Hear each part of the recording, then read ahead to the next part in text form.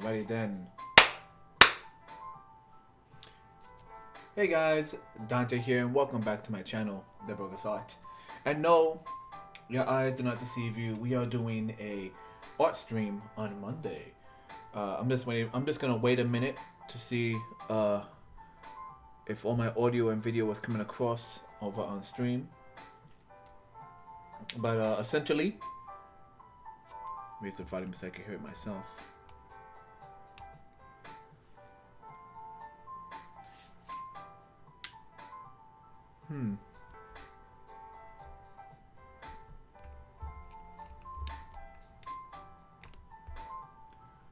Let's see. Audio. What is going on?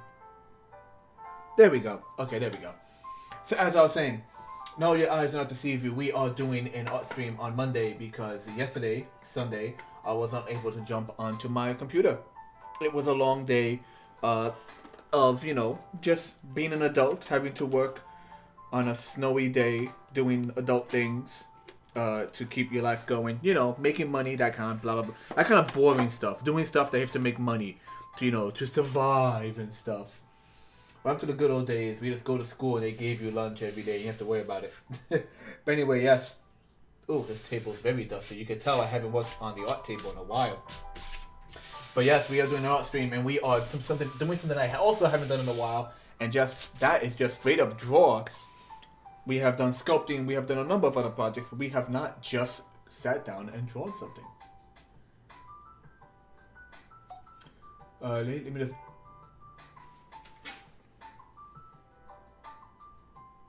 There we go, slightly adjust my camera. So I figured today, it's a good time to break out my Copic markers, haven't used those in a while. So we're going to do some quick drawings and some quick coloring, just for the heck of it.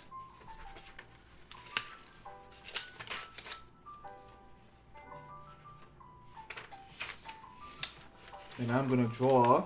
We're going to start off today with my character, Hooktail, who is a devilish character from a short comic I started, but never got a chance to quite finish. So yes, I think it's time we bring him out. And bring him out to play.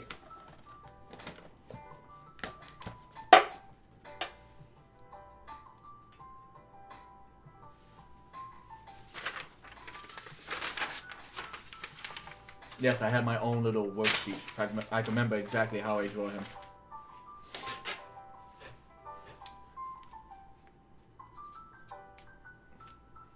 So I'm gonna jump in with some very light pencil. We probably won't be able to see it. And then we'll go with this quick drawing, and then a quick pencil drawing, and a quick coloring. So what should I do? What should I have him do? Yeah, you know what? Come here. There we go.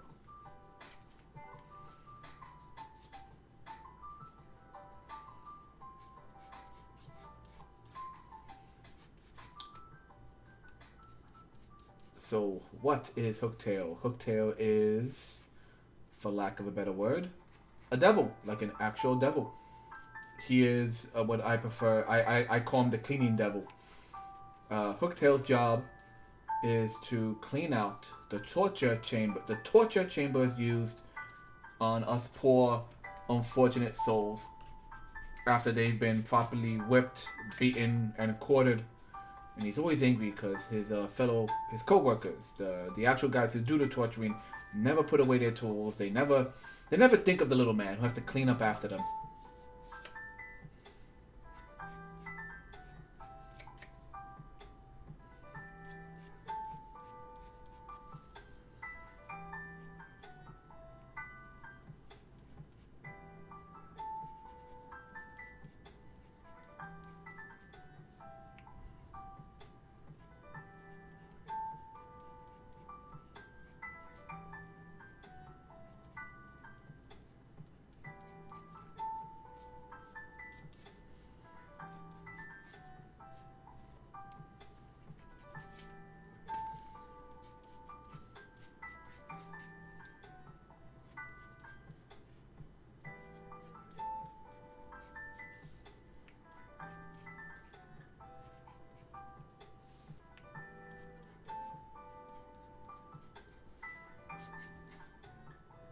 Bump the camera. Sorry about that. You know what? Maybe I could zoom in a pinch. If I do that, maybe you guys can actually see what I'm drawing. Drop it down.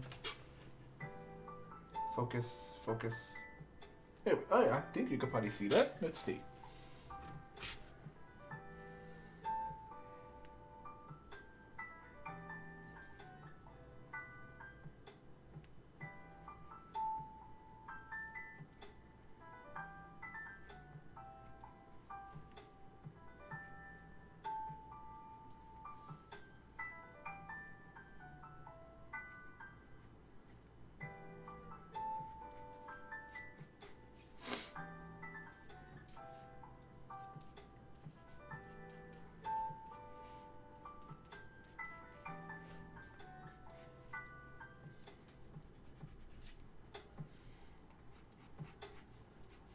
See, I came up with Hooktail many years ago when I was still working over at retail.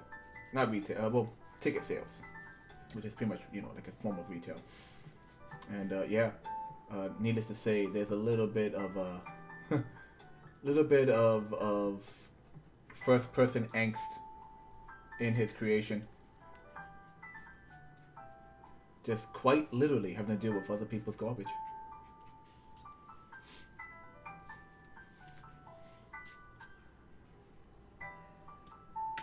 One, two,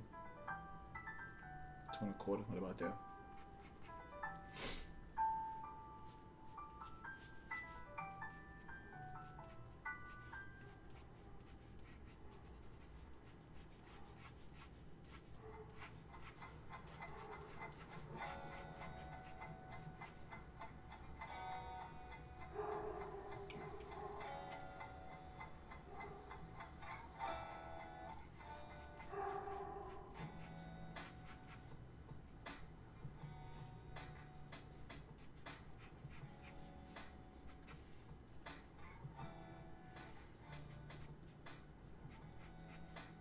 His design was like very simple, just a few random shapes.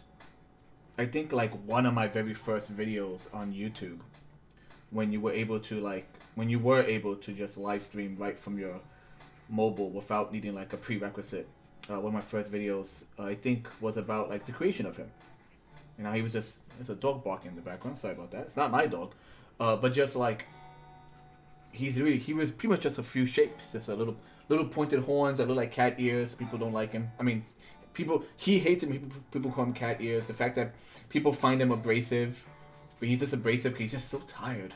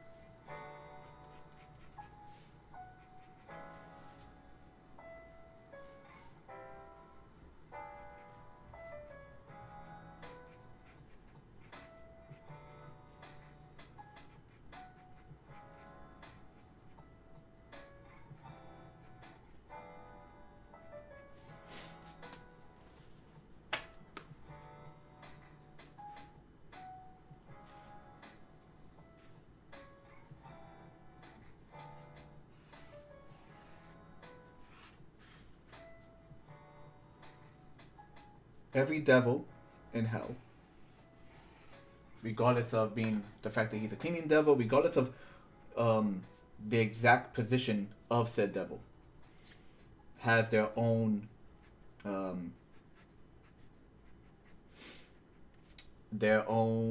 pitchfork. It's kind of like it's kind of like a personal. It's kind of like a fingerprint. Everyone has their own.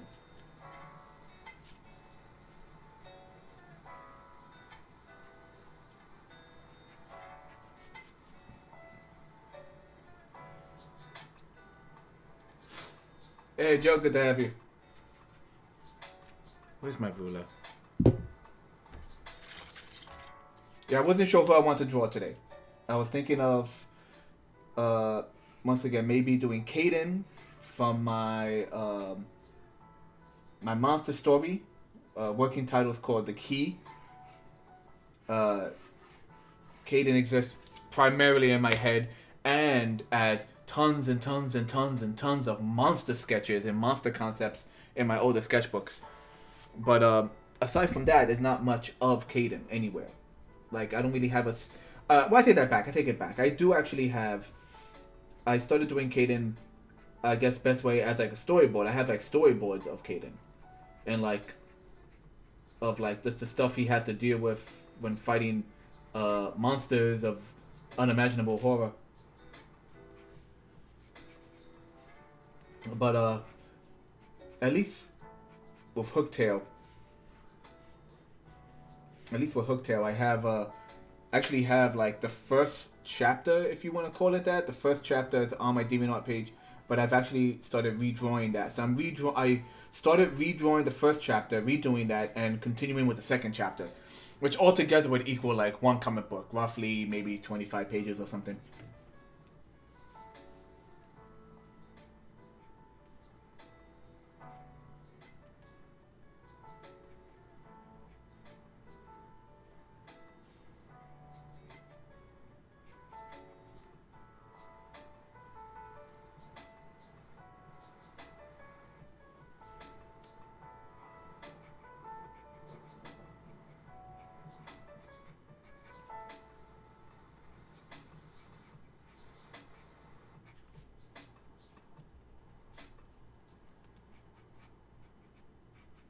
So I figure if I was going to draw anyone, might as well be Hooktail right now.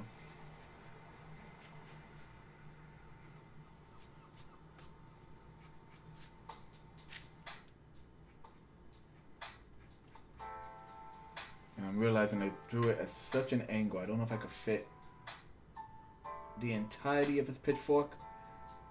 He might have to hold it like at the very top. He's holding it at the very top just to fit the actual pitchfork. And each pitchfork is designed slightly different. Like, no one has the same kind of, like, looking pitchfork.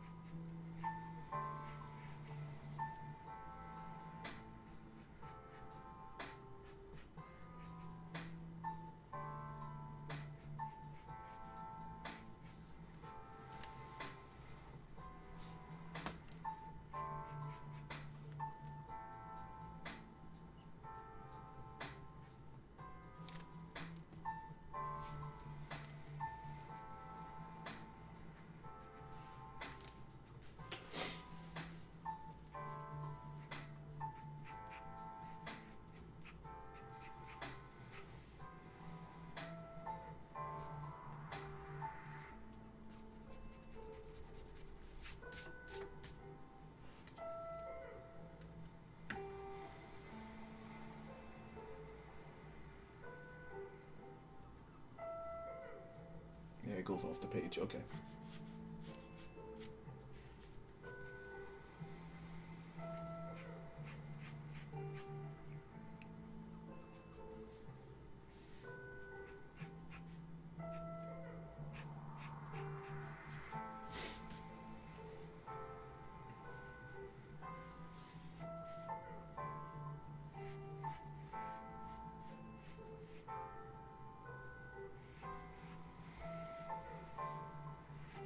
Let's be creative. Let's have the tail come in front of his legs, and we're gonna have this like a little self-sustained little drawing right here. Tail's in front of his legs,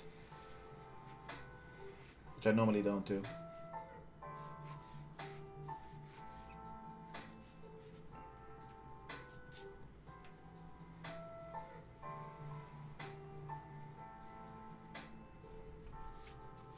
Never think, just draw.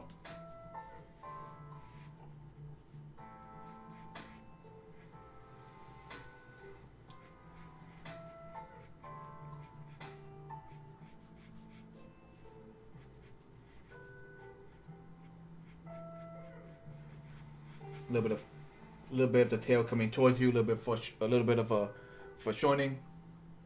Let me readjust the zoom on this. Come on, too much. There we go.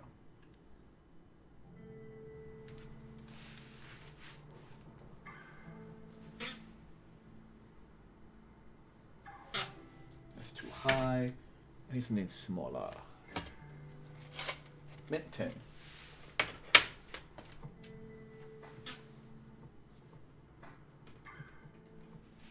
Still too high. Need something even smaller than that. That's not gonna work. Where are you? I just had you. Something tiny. Something tiny, tiny, tiny. Stand by.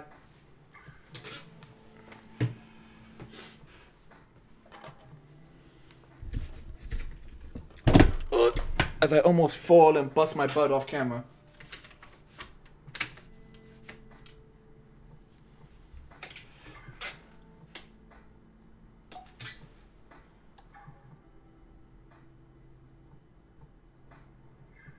There we go.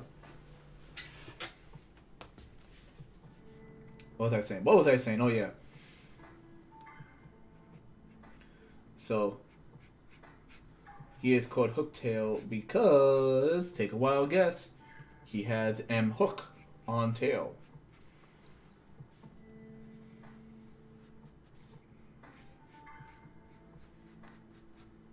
I often don't draw the hook like in any kind of odd. I usually just draw the hook flat. This is my first time actually drawing it like with some like proportion. Not proportion, but some slightly skewed.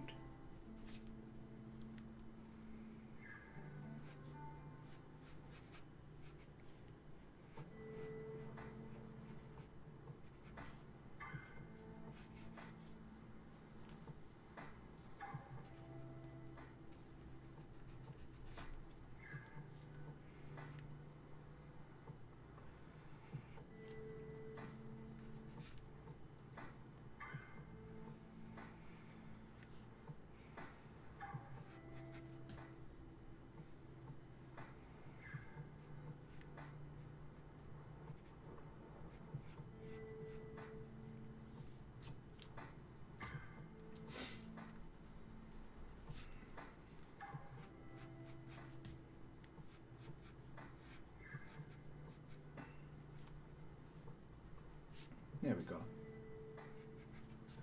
Alright. Basic pencils. Let's draw some colors on top of the pencils. We're not going neat here. As I dropped the pencil, I was using...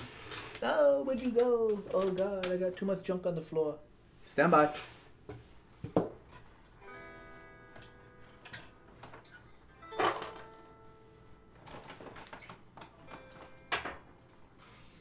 Oy, okay. Alright, so I'm trying out various colors I have. I have a pink. And I also have tea rose. He is mainly pink, but I don't know how strong this pink comes off. Let's see.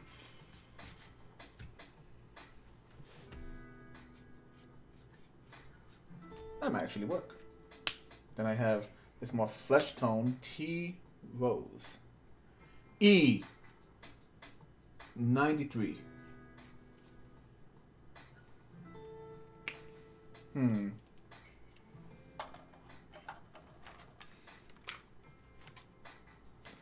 What do I like better?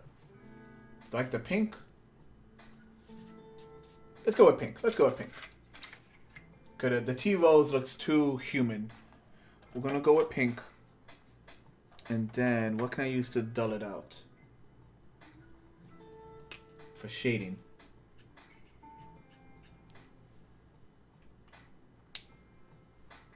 It's a bit dark, but it might work.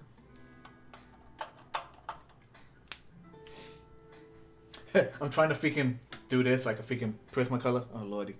Alright.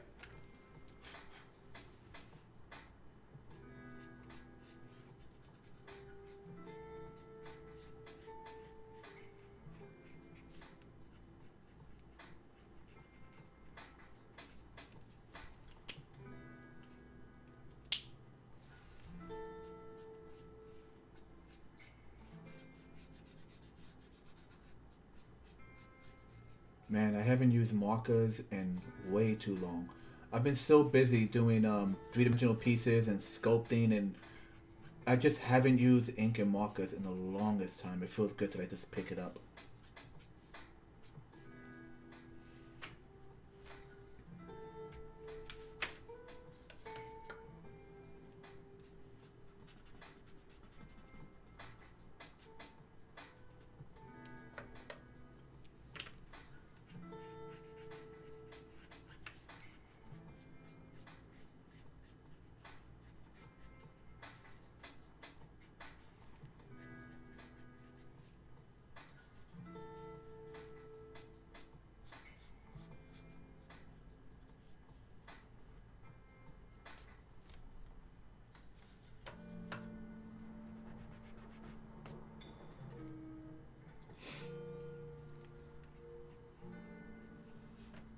So when I started redoing the chapters in Hooktail's story, um, I decided to just do I have them in a portfolio right next to me.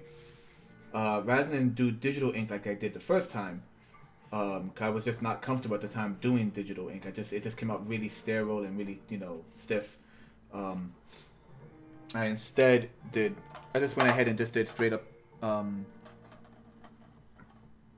Let me get some. What should I use? I don't know if I could use a warm gray on the pink. Anyway, as I was saying, I started you just inking them by hand and then doing digital color. And even then, the digital color was very limited.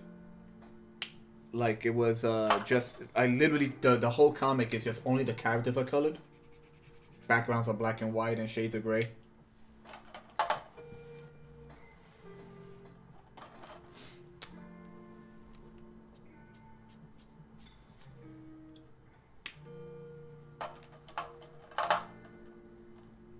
Trying to figure out what's the best way to shade this pink. Like, what's the best way to make it darker? I think, you know what? We'll go stick with the warm gray for now.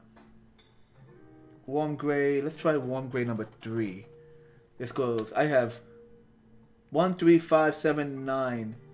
Let's try. Yeah, let's try this. But yeah, so I let's do the light coming down this way. I did the colors digitally, and as I did that, I'm like, should I just do the whole thing by hand? Like, what's more efficient? What's easier for me? What's efficient for me? I'm still not sure, to be honest.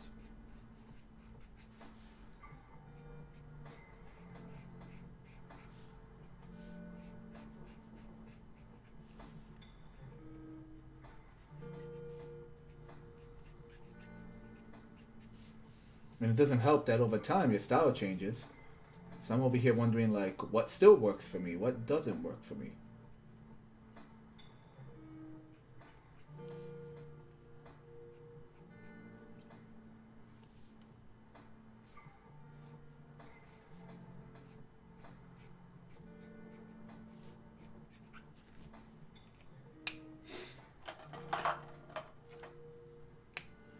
Hey, Red, good to see you, man. Good to see you.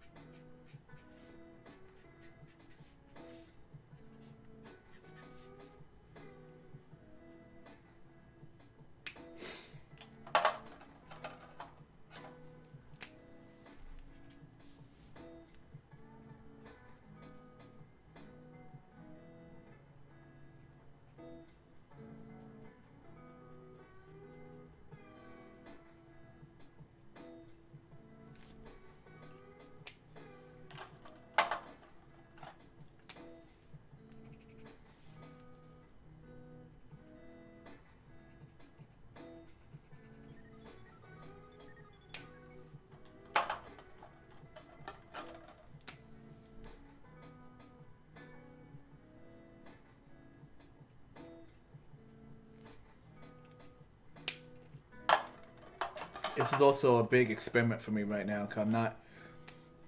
Since I haven't used this whole pack of this whole Prisma, this whole pack of Copic before.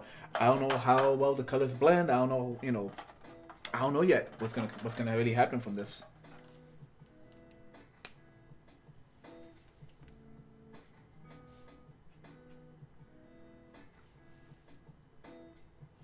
Thank you for the hosting.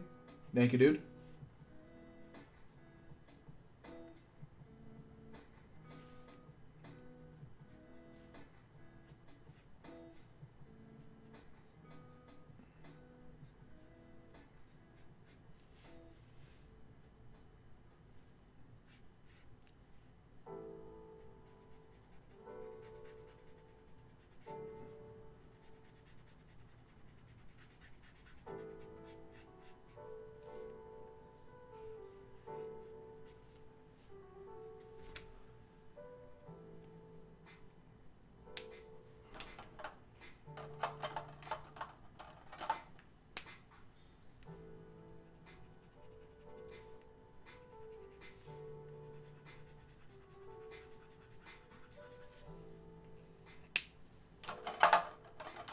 What's this? This is Vermilion.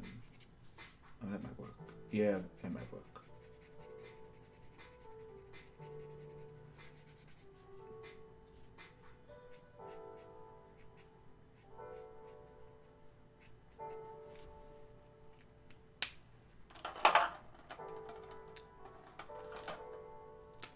Ocean green might be a bit much.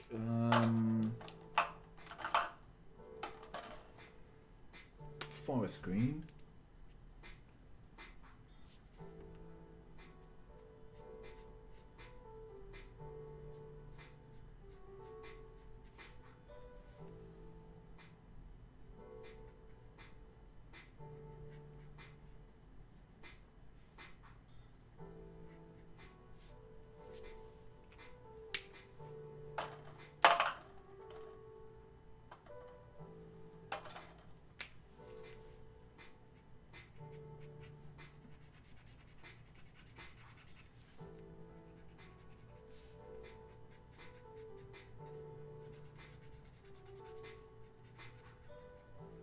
Yeah, the suits are pretty much like rubbery body suits, so there's always a bit of a shine to it.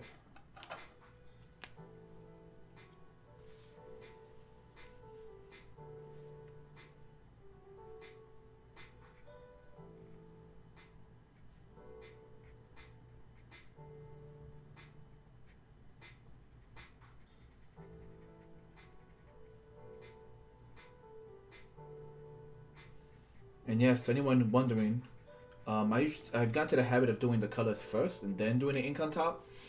When I'm being very loose, you get a little bit of a, ends up a little bit of the drawing outside the line effect. But I do that because I just got so tired of, inking a whole picture. Looks great, go to color it, and all the inks bleed. And I'm like, how do you guys do this? Like, how is this? How do people online freaking, not have their colors bleed? Like, what am I doing wrong? And I still don't know.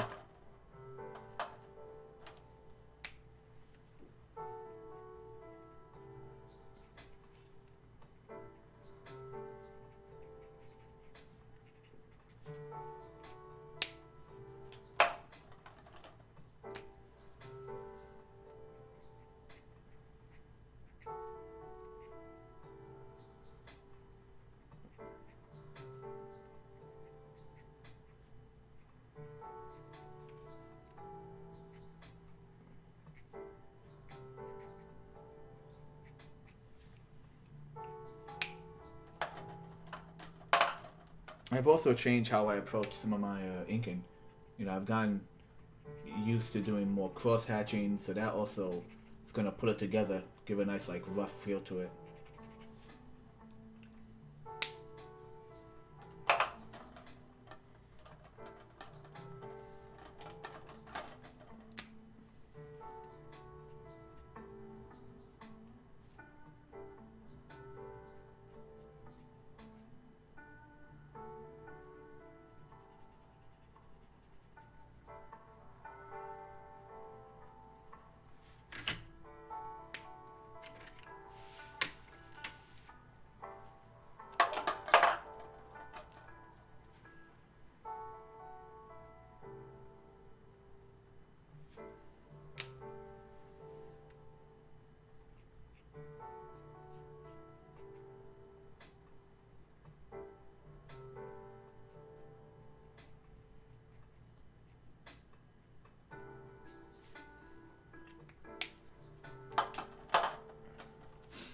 Guess I'll use this for the cool gray.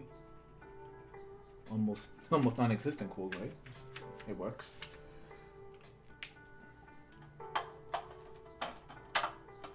Let's switch that up. That cool gray was way too... Actually, no, it works. It does work.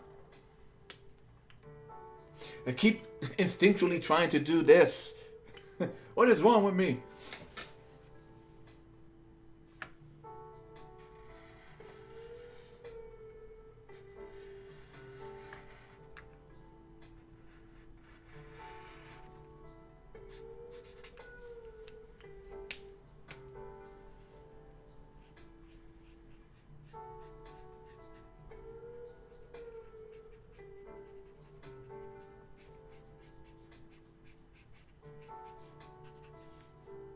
Also gotta take some hints. I definitely gotta take some hints from you, Joe, when it comes to doing chrome and shading and like just catching the light in interesting ways. Especially if I'm going to do my character H, whose armor is essentially like a chrome. So I need to like really figure out like how to approach that.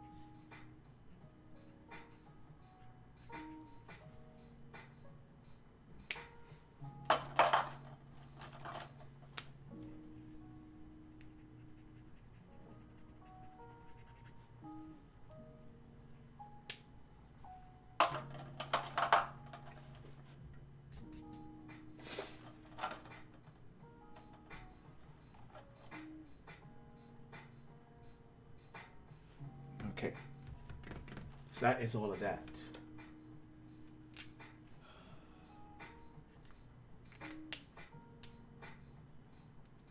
Now comes the part where I scramble to find a viable inking pen. Nope.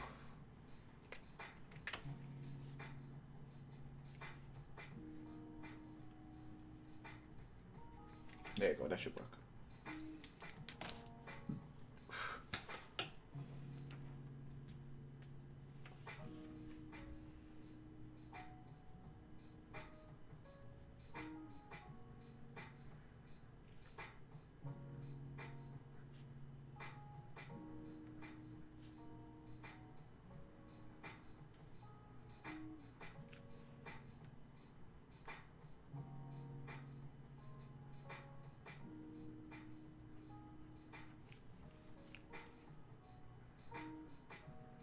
Because every time you think you have a pen that works, it's just a little too dry.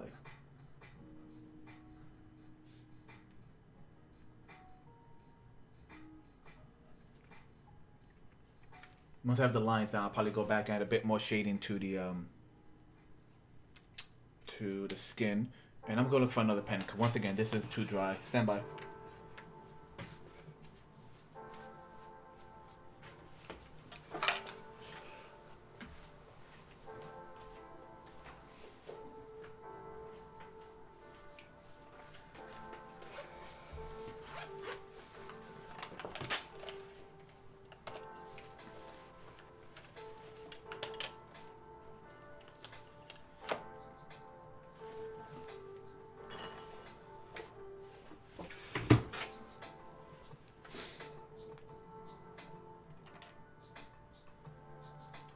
Okay, and we're back. Let's see. you any better? You've been in my sketchbook for a while. Oh, he's perfect. All right.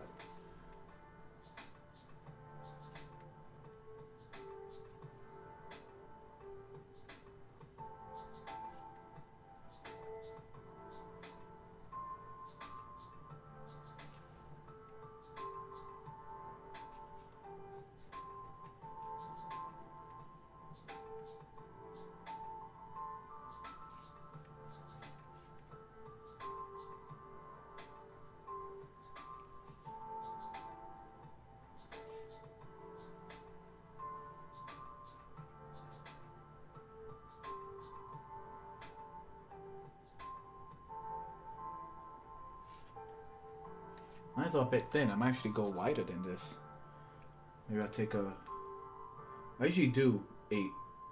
But I feel like I want to go a bit wider with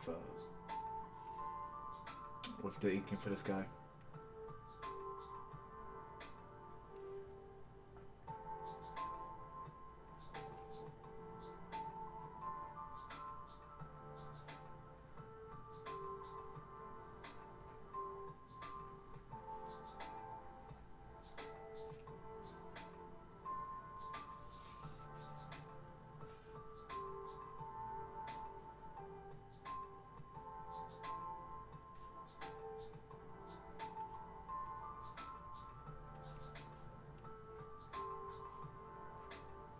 Now I used to color the pants and his collar, which are once again like a big rubber suit they wear, with the black markers. But then I figured, no, just ink it black, like make that black as well, like a solid black color.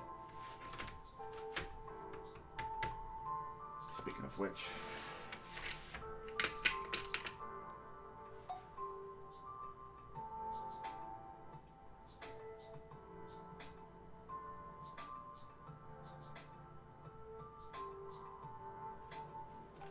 Let's get to the black of his eyes.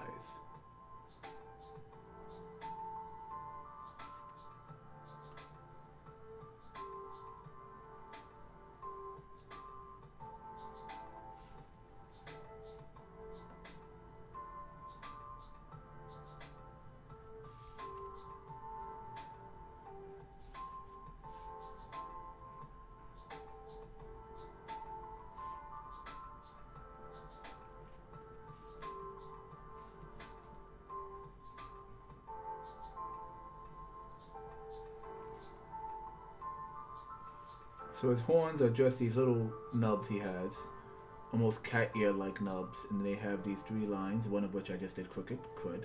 Oh well. But yeah, these little nubs, and he has this big old, I don't know what you call them. Nah, I guess Fooly Cooley-esque eyebrows are just like always in an angry position.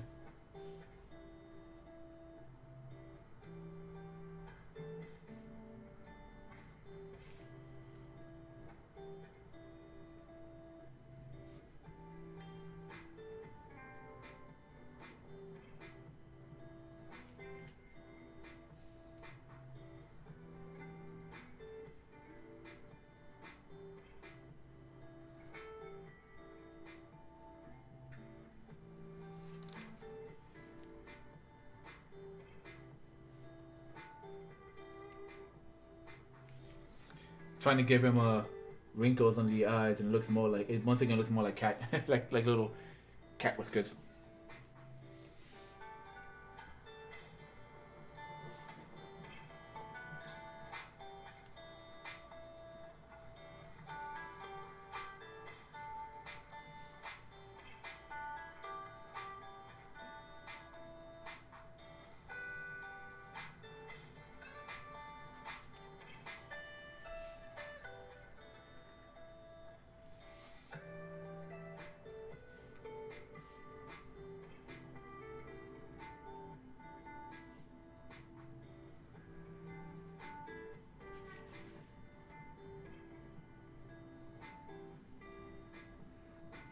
Yeah, the freaking pens are dying out on me, people.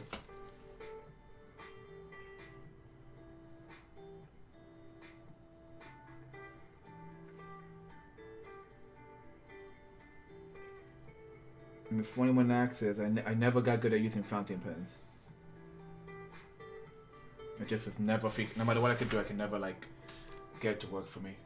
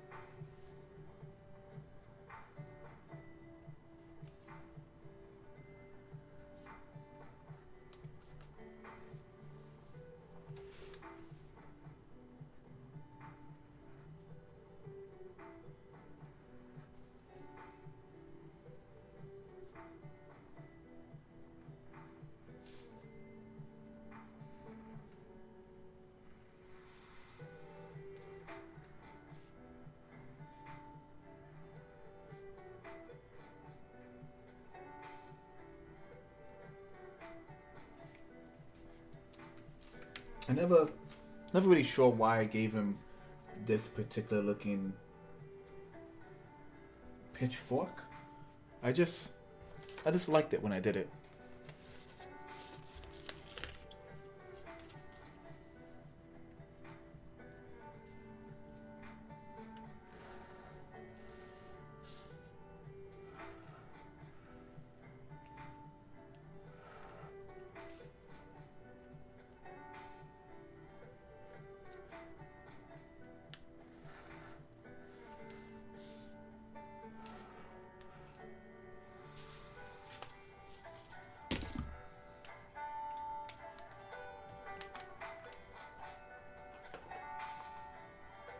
That's a 5.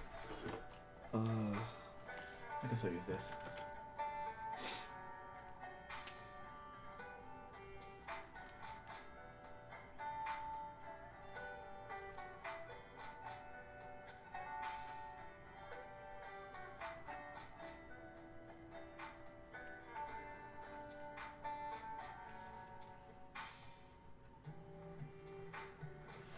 This is the part where I go back and I start using this particular nice broad ink pen and kind of correct mistakes I made along the way.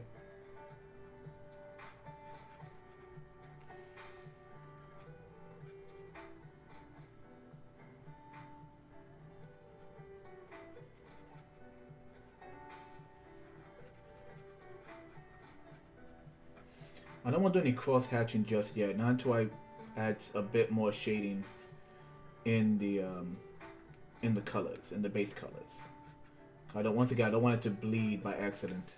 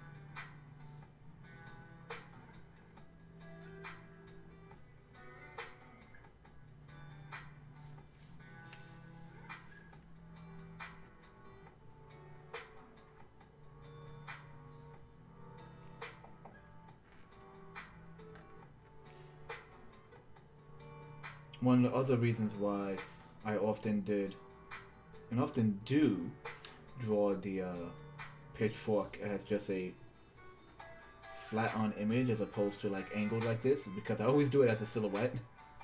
It's not really meant to have shading, but in this case I have to because it has angles to it now.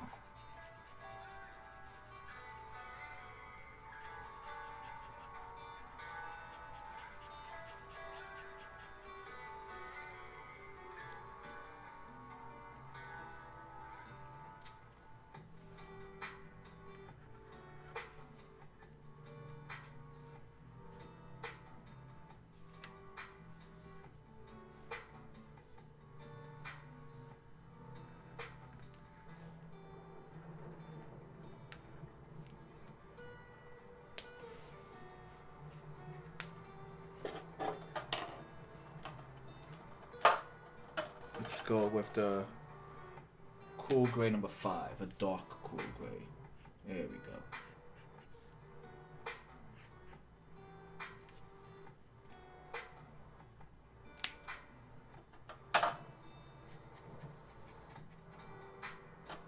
You know what, let's take that cool gray again and do some darker tones in this.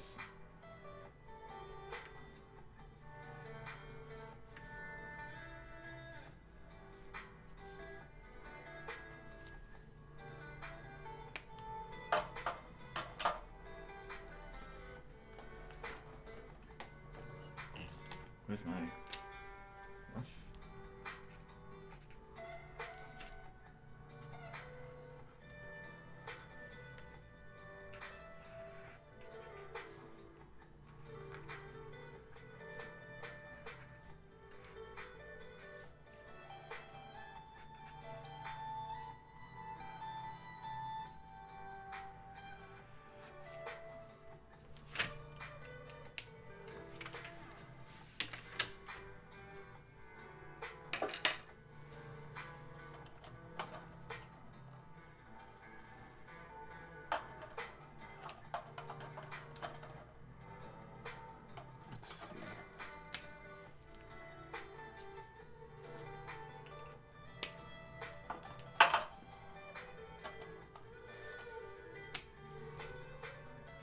That's too light.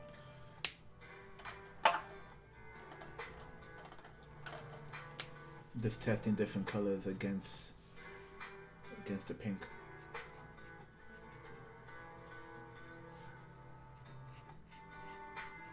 And once again, I can always blend it and bleed it in, like really saturate it with more pink.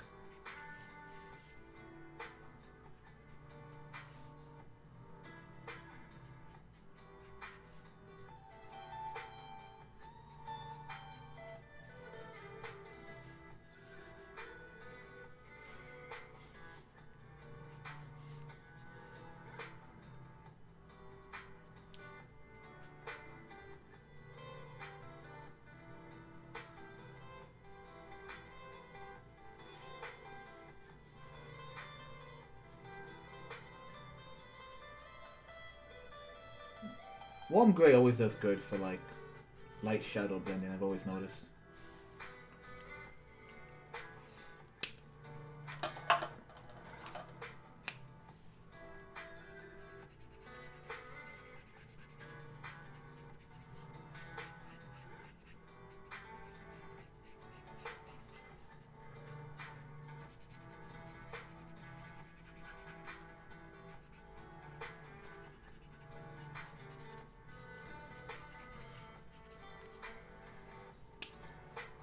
That's the issue I've always had, trying to darken pinks. Because too much gray and he just looks dirty, which is why I try to bleed it.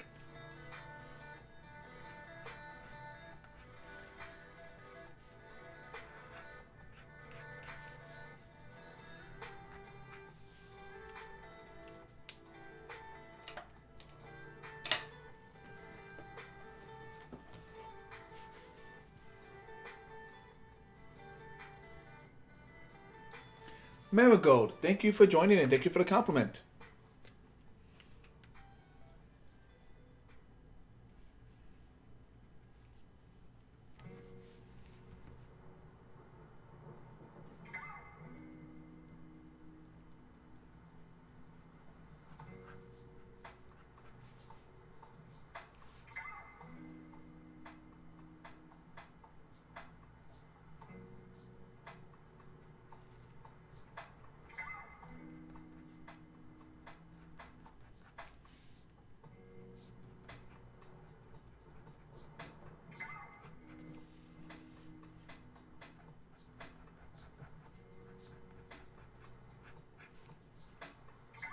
And I find shading, like color shading along with the cross hatching I've been working on, like trying to like get better at, I think it helps all together.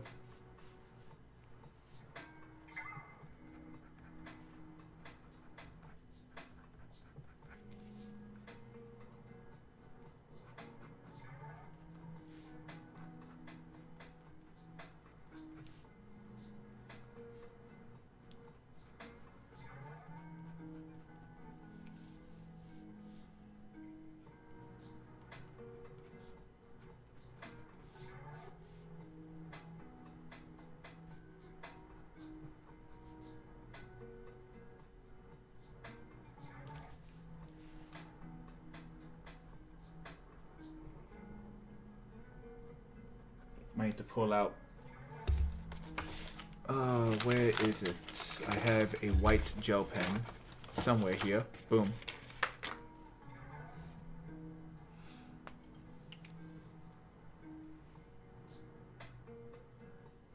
Yeah. All my tools are drying up, people. I want to fix that little spot in the teeth. We'll get to that. We'll get to that.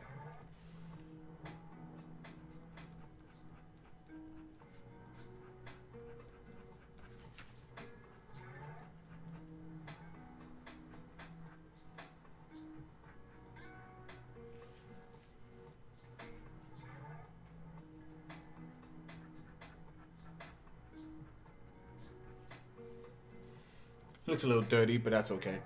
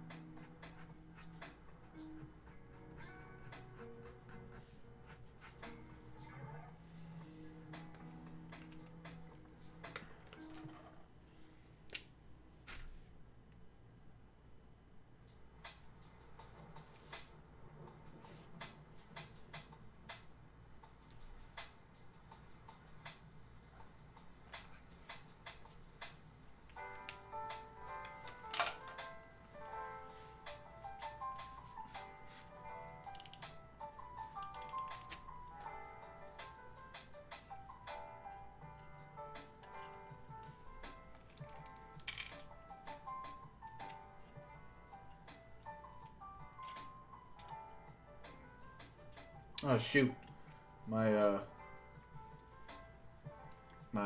what's it called? A whiteout strip pen thing broke.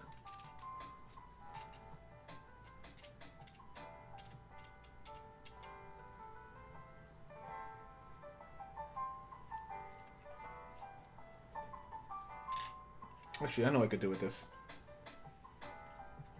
I literally just needed to cover part of his teeth, so.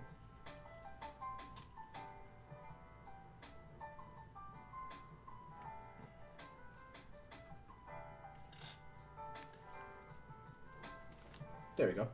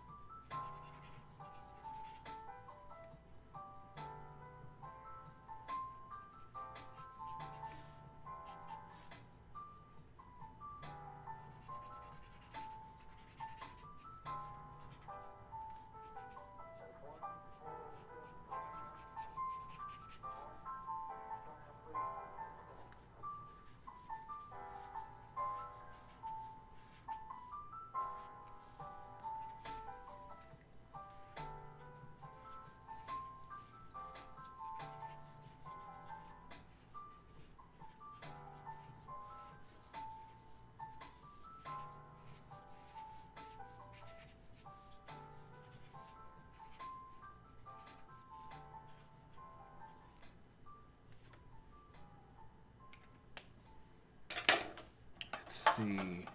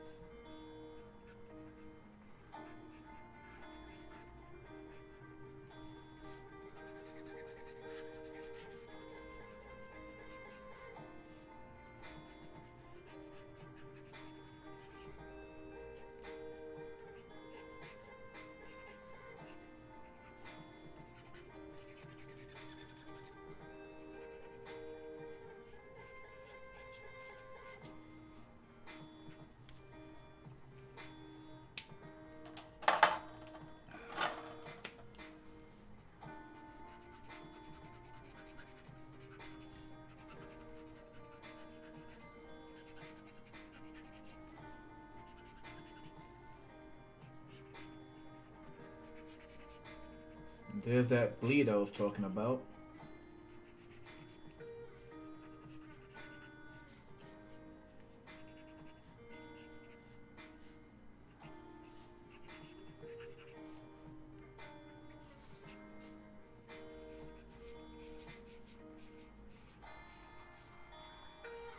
Hellfire, dark fire. I don't actually know the rest of the song. It's turning me to sin. That's all I really know.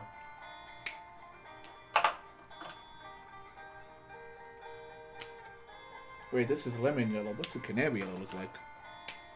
It's canary yellow. More subdued. Lime yellow. Now let's go canary.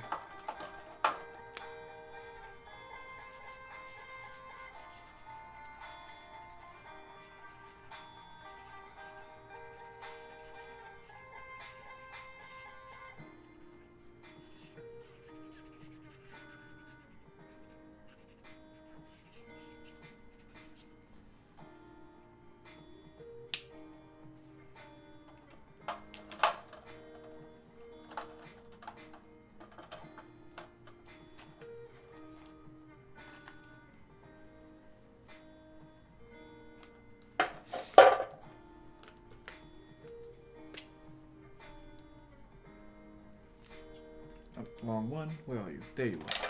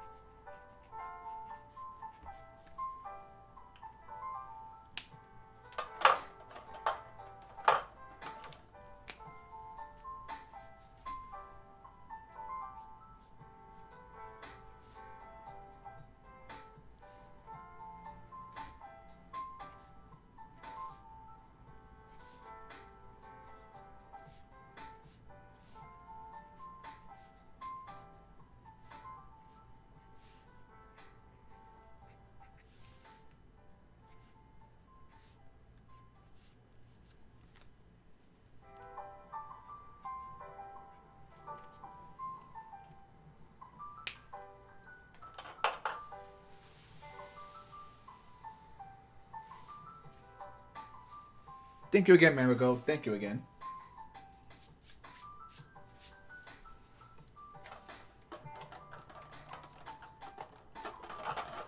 Try and mix a little bit of green right here on the edge of the black.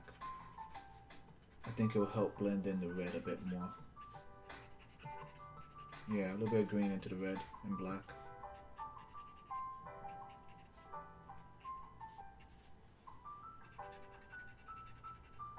This is ocean green.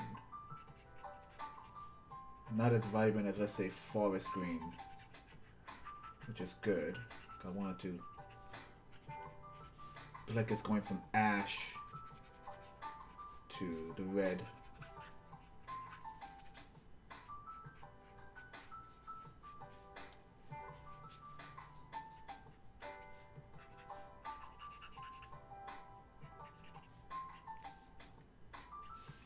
Once again, not the cleanest work. I'm happy with it, but it's like not the cleanest. Like, colors are bleeding into each other in weird ways.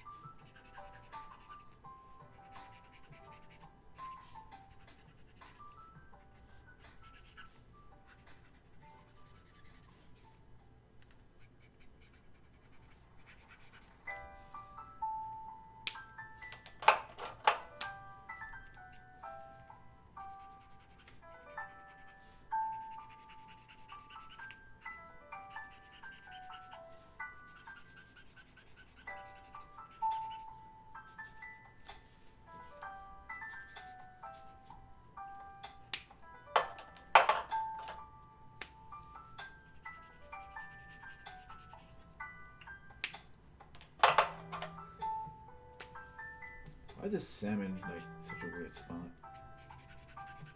Oh, I guess it does work. This rose salmon actually does work as a nice mid blend. Oh yeah, there it is. That's the kind of blending I want.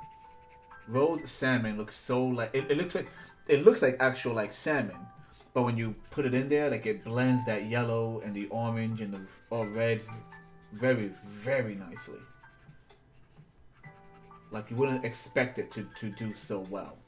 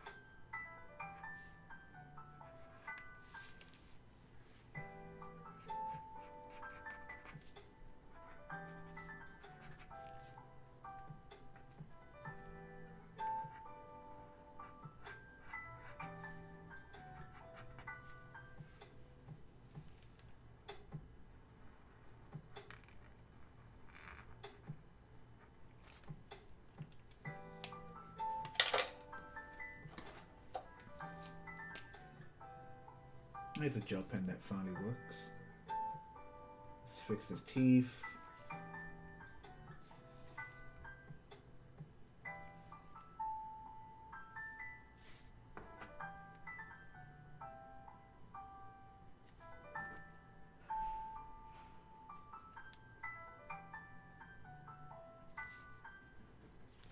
I still remember when gel pens hit it big back in like, yeah, man, 2002, 2001, back in LaGuardia. And like every girl was like just giving themselves these elaborate gel pen tattoos that looked freaking amazing. Um, and that was just the thing. Gel pens were just the huge thing at that moment.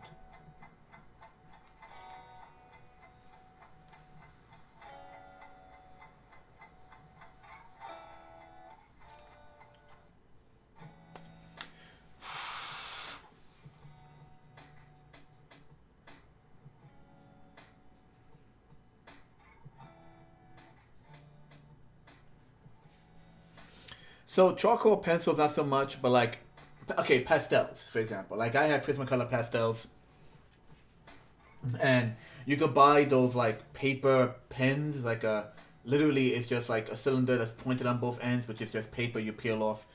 Um, I use my fingers. I just go messy. I mean, it's a powder. It's like you're drawing with chalk. I just go messy and blend it like you would blend any color. You know, a little bit of green into the reds and etc. etc. Um, I really did like working with them. I was never good at getting like once again skin tones always a pain of mine. But I used to go crazy with charcoal pen or with chalk with pastel bricks. When doing like monochromatic stuff, like a person who's all in oranges and all in blues. I just get in there, man. I just get my hands all dirty and it's a mess. But if you want to be more on point with it, give me a second. I might have the exact tool I'm thinking of. Hold on.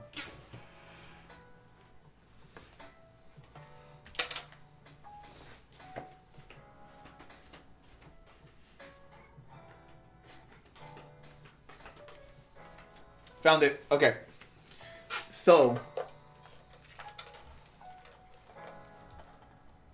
if I could untangle my headphones, this is the tool often used for blending charcoal or pastel. It is literally just paper that is wrapped around itself, and you just use it to smudge. It's a smudging tool. This is pretty much just a smudging tool, and if you want to be neater, you could definitely use this for your charcoal and your pastels, and then you just kind of peel it off and keep going, peel it and keep going. Sometimes I just get so tired of using that. I just, one finger for the red, one finger for the blue, and just like get, I find the groove I could get, And it is just blending. It is blending powders together. That's all it really is. You have to get a little messy when it comes to using charcoal and pastels.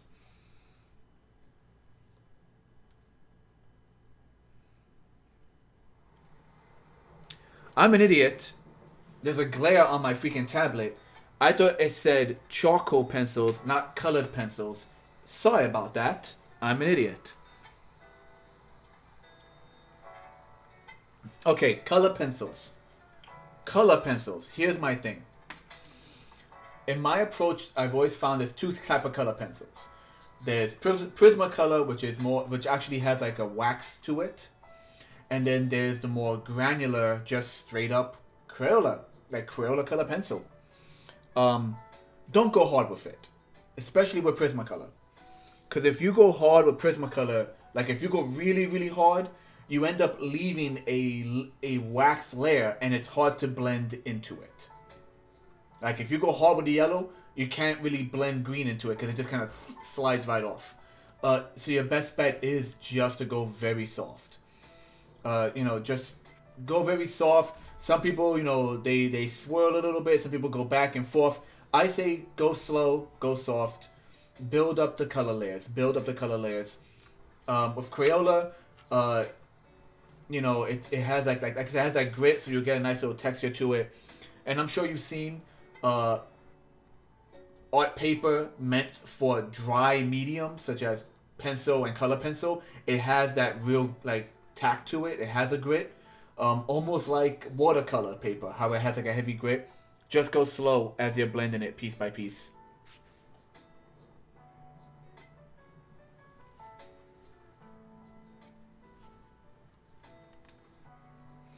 I'm just checking the chat again right now.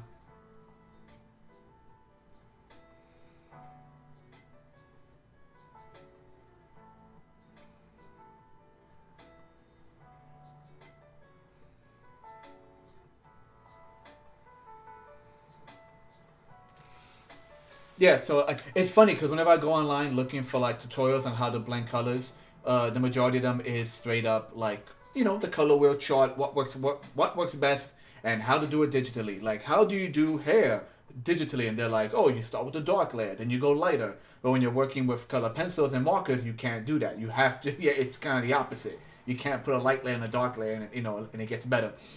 Yeah, it's kind of hard to find tutorials like that. But yeah, I just say go at it go at it nice and slow. Just casually build it up and don't lean too hard into the color pencil.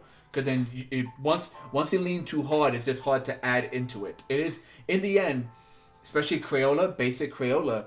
It is it's like it is just condensed charcoal, if you would. It is still powder based. When it comes to Prismacolor blends beautifully because as I always said, it blends like butter. Prismacolor pencils blend beautifully because it has more of an oily kind of waxy feel to it. But once again, you have to let them be able to mix.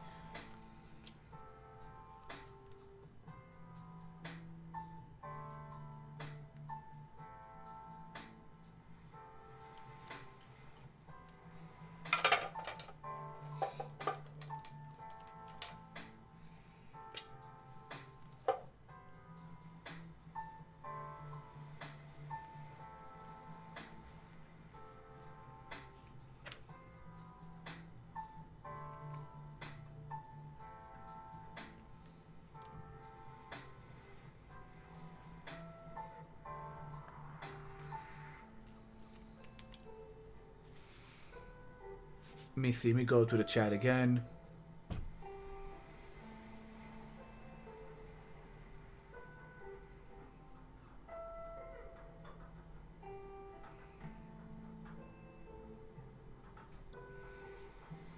Yeah, yeah, yeah. Joe loves his gouache. Joe loves to use gouache on everything.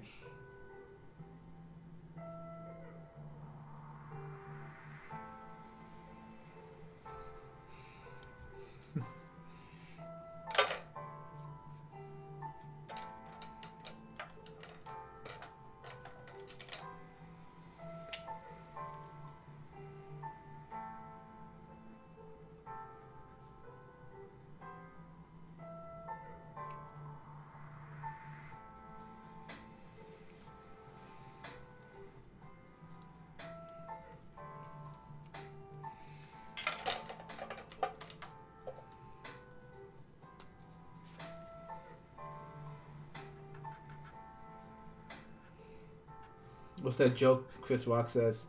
Robitussin. Gouache. Gouache is Joe's Robitussin. Just needs a blend. Put some gouache on it.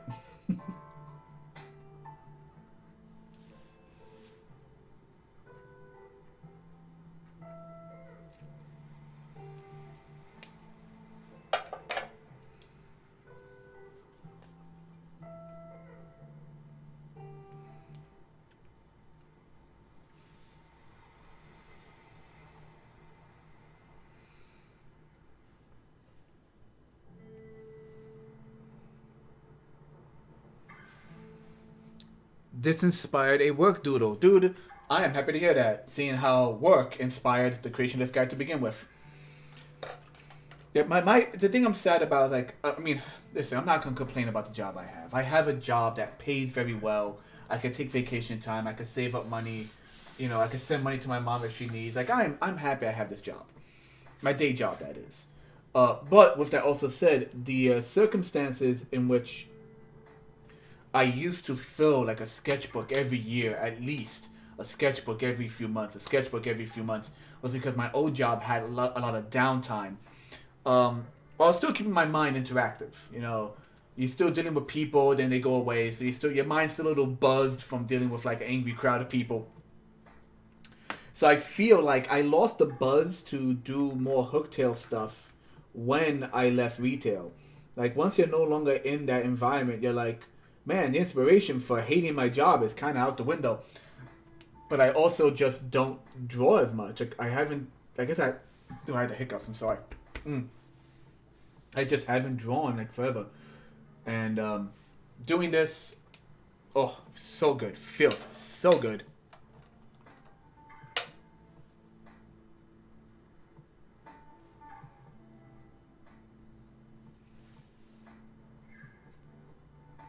Okay, let's see. Let's see. So I want to keep going. I don't know about you guys, but I want to keep going. I just need to organize my side table. Hold on.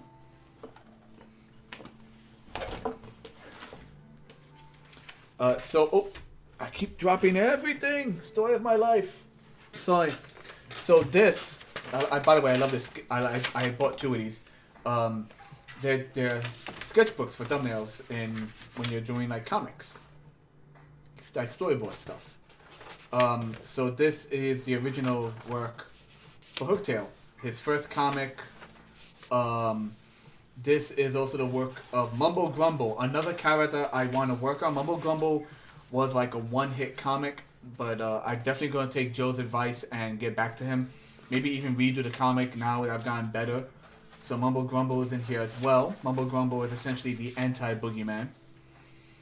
And these red notes here are, this is for another one-shot character that I also need to finish. There's a bunch of comics I just haven't finished. I'm a horrible person.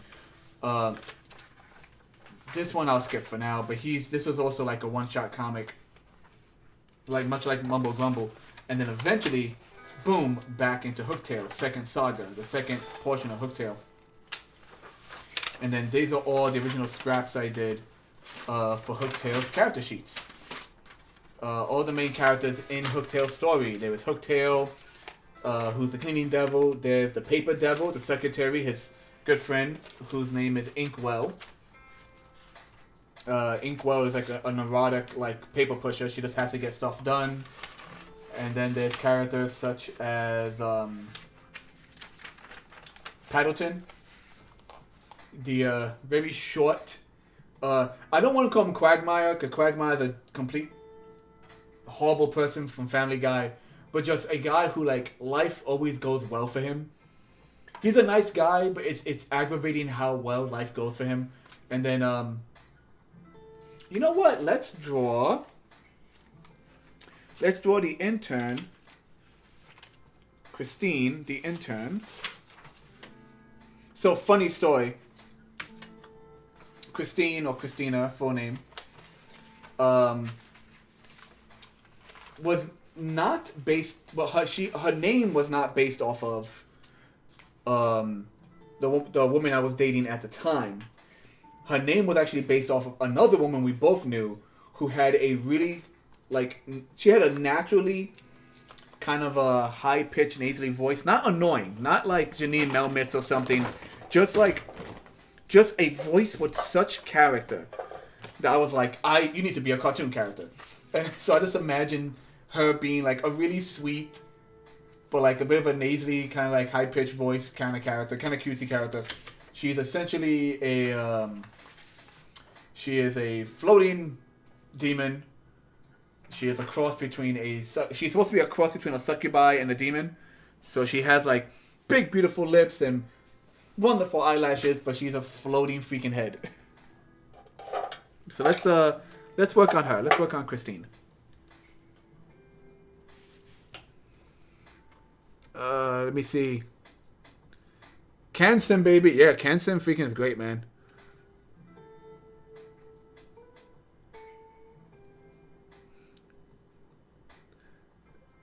Boom, boom.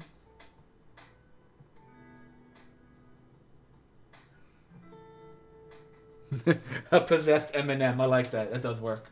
Alright, so we're going to shift away from Hooktail. Well, at least his character. And we're going to switch to another character. We're going to do...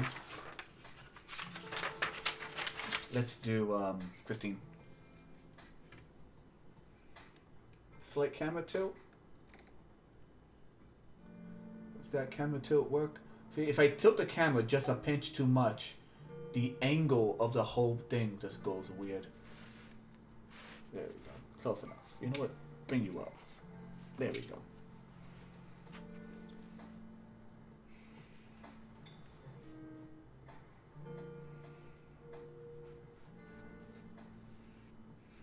We're We're gonna do her small. She's gonna be small in comparison to the picture of Hooktail. Like, she's not gonna be the right proportion compared to how he looks on the page. Actually, how big did I make him? Make her? I want to say that's right.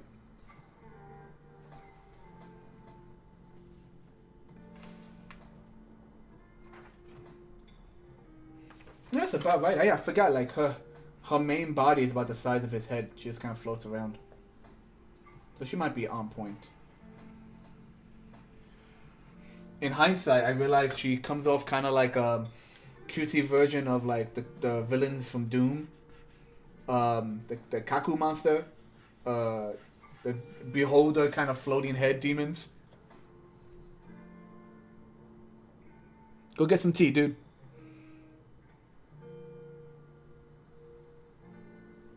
Alright.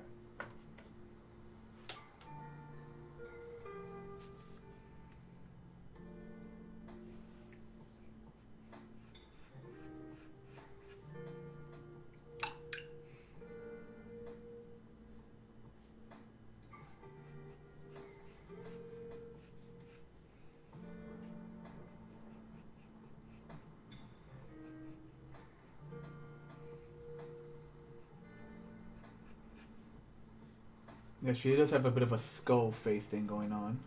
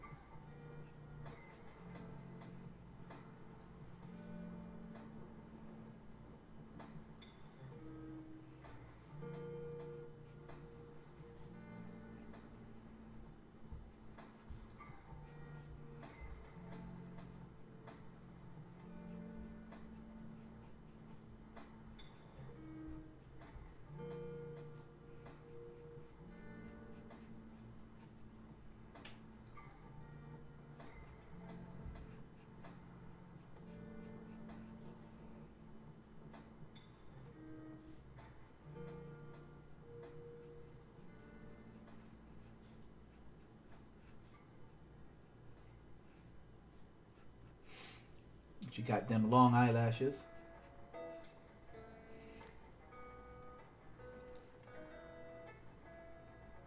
Try to zoom in a little bit.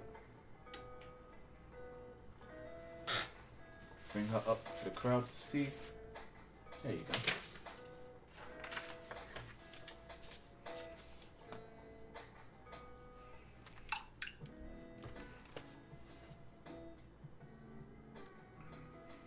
Be aware, dude. I can't look at the image. I'm receiving them, but I can't look at them because they're on my phone, and that's my camera right now.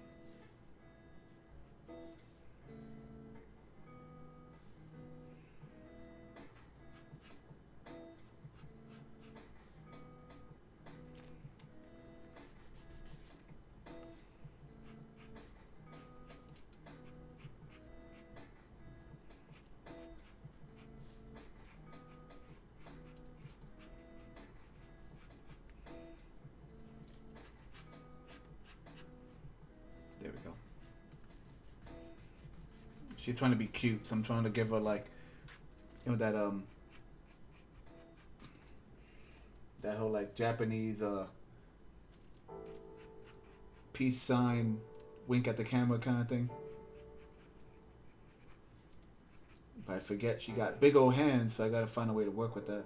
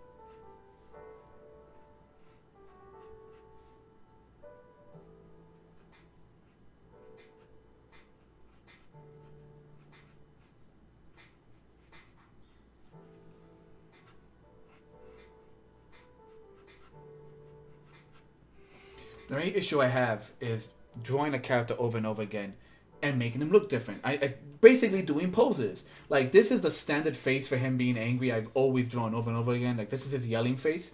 But, like, getting into the groove of really, like, drawing the character enough times, posing him, is something that myself and Joseph have...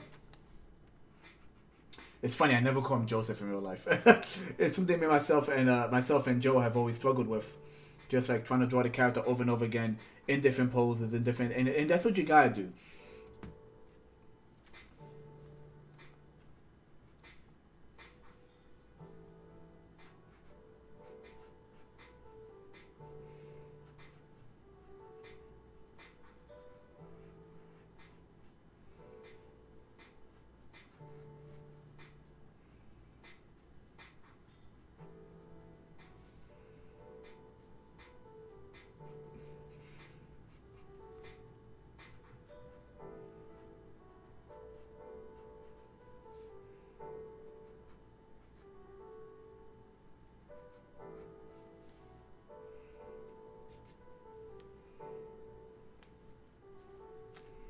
Okay, let's better define her peace sign hand before I start dropping some colors into this.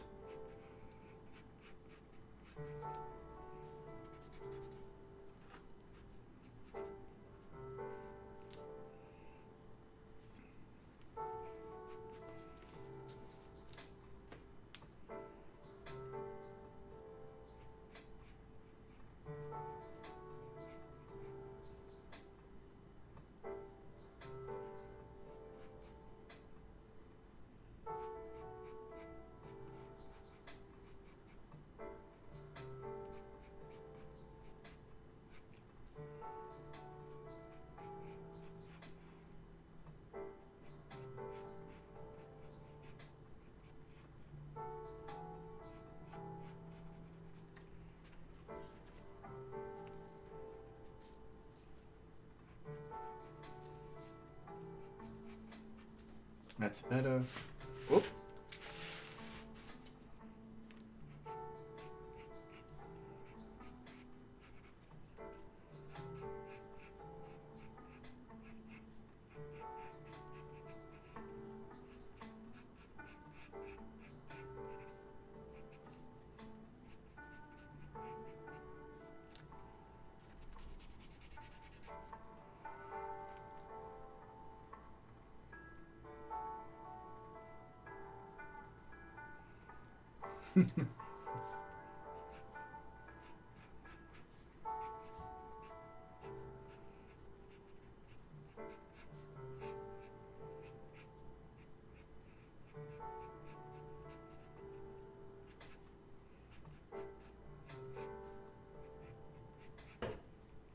There we go. Alright. I think we got... She got little flappy wings for ears that carry her around. Whether or not she needs them, I don't know. Maybe she just floats on her own, but she's always flapping around. Okay, she is shades of purplish colors. I have a violet here. That is a dark violet though. Shoot, that's really dark. Might not be what I'm looking for. Crud, there's no like... I'm looking at my big box of my big box of colors here. I don't really got another shade that will go well with this purple. This is a deep violet. I might have to go and yank out the Prismacolor and cross the streams. Yeah, give me a second. I'm gonna have to get the violets I have my Prismacolor set.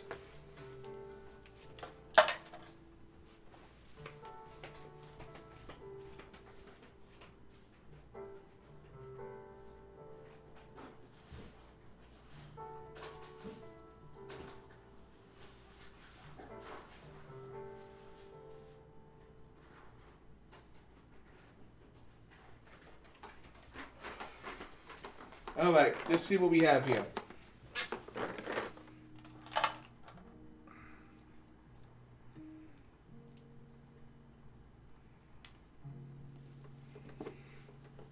Alright, got this big old chungus of a box with tons of Prismacolor pencils. I mean, Prismacolor markers. And of course, all my ink pens. I'm gonna have to put you to the side. I need like 6 more tables in here.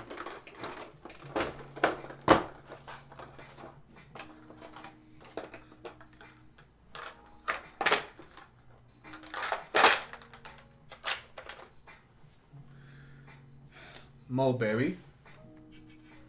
Yeah, Mulberry's better.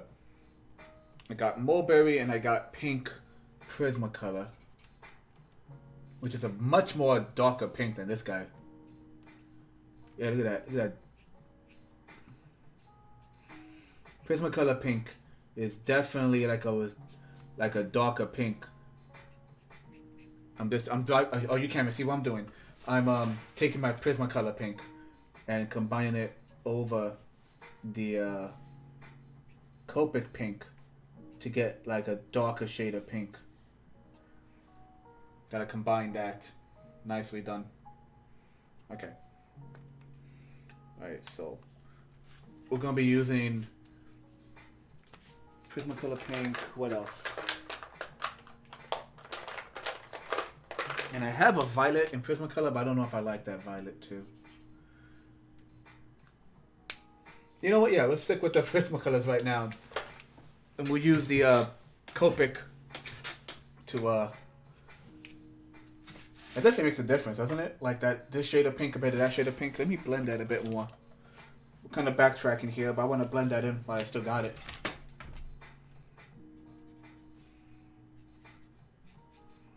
Yeah, just combine whatever shade of pink Prismacolor uses with the shade of pink that Copic uses, and that I think is giving us.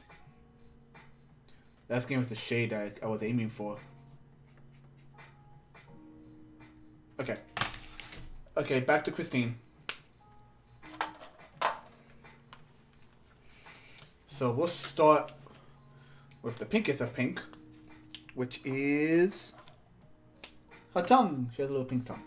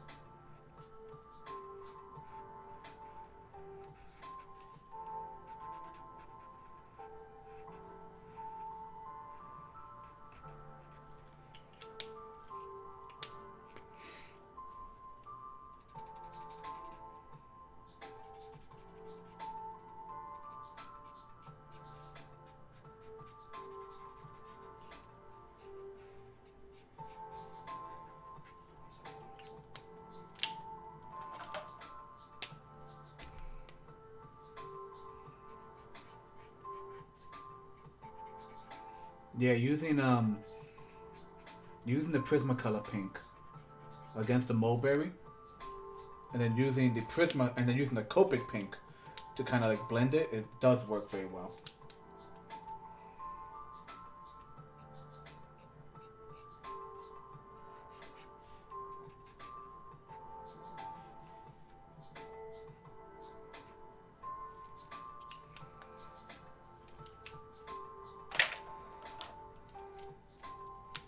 Okay.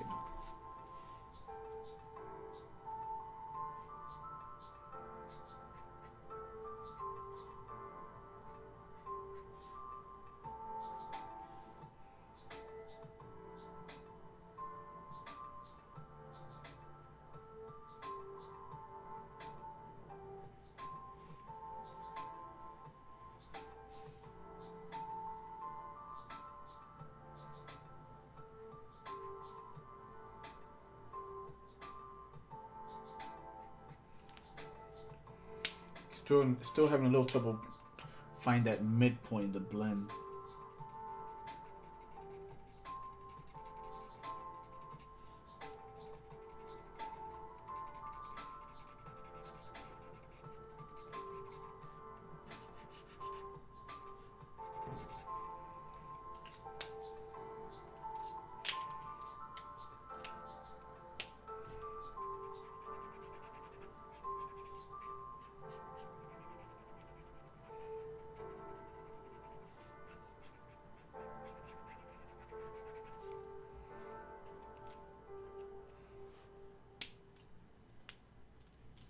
Okay.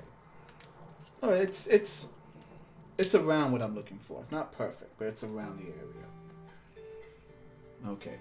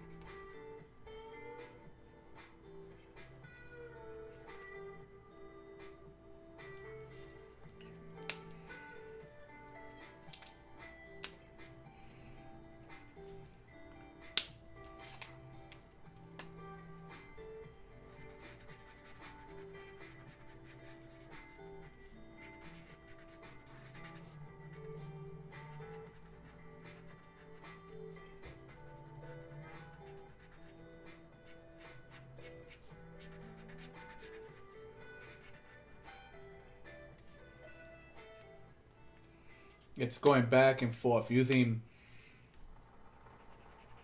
laying out the lights, laying out all the colors from light to dark, and then blending them backwards into each other.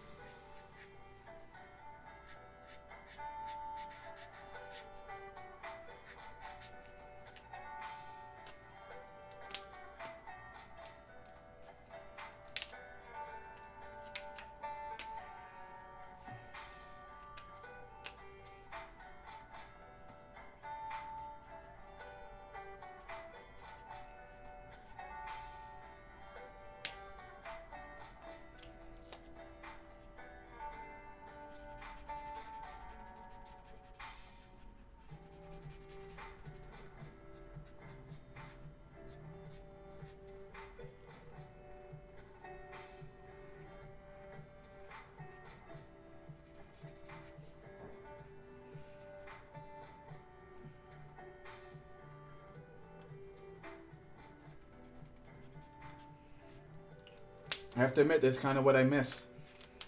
Like, blending these colors back and forth, like, I haven't done this in a dog's age.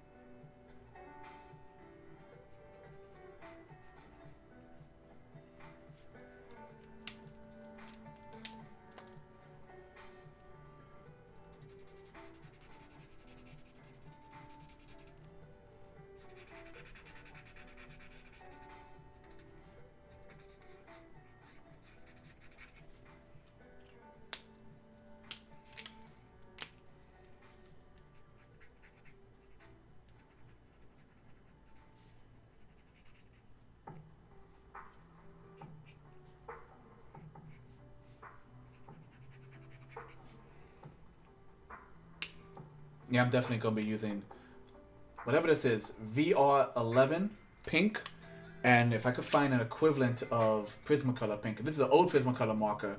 It just says pink. Doesn't really. It says PM8 on it. PM8. So if I could find a PM8 version in this, that should give me the shading I want for future drawings of him.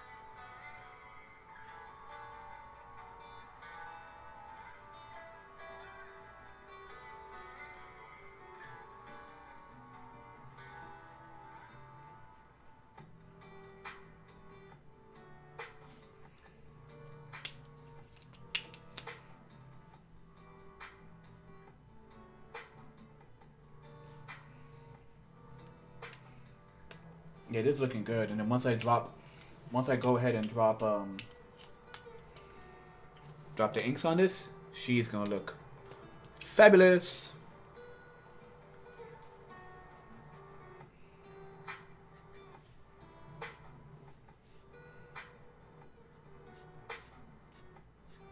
And we're doing good on time too. Like, I started this stream earlier than I normally would start a stream because I wanted to, like, you know, get it done early, go to bed early, actually get some sleep. Well, I take that back. I've actually been sleeping too much. Like, I've been going to bed and waking up like I don't know. I've been sleeping way too much, and I know I have because when I sleep too much, I start having weird dreams. My body's like, you gotta get up, man. You gotta get up. This is too much for a human being. What's wrong with you?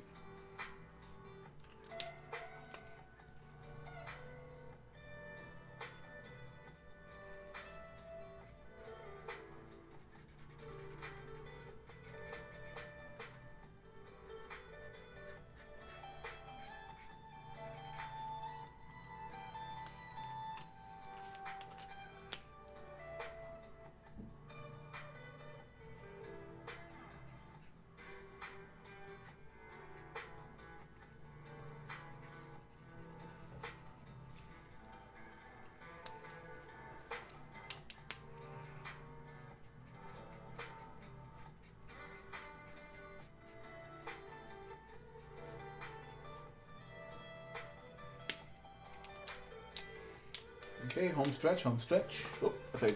Once again, drop a pen.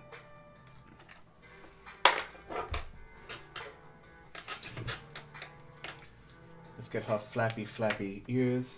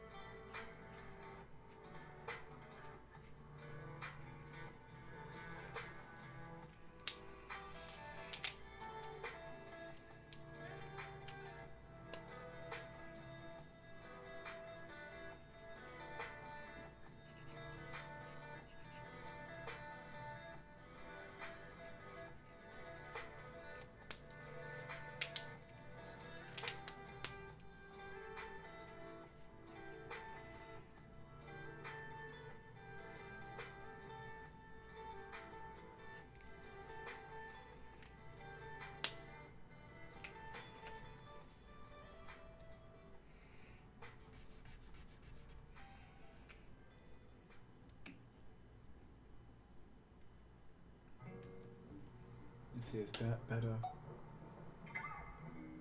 There we go.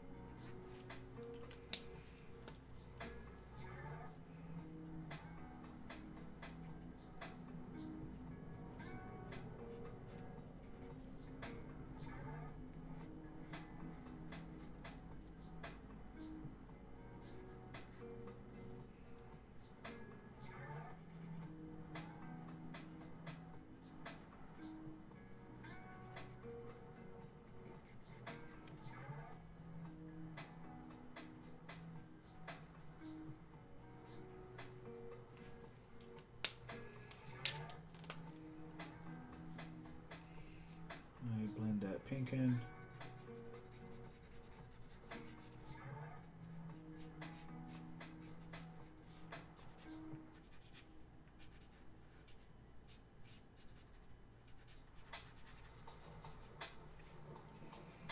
then to help define it, add that dark layer.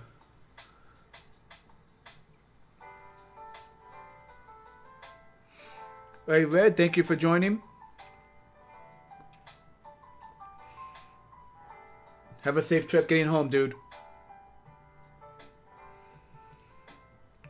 Gruesomely gorgeous, I think is a good way to describe her. I like that.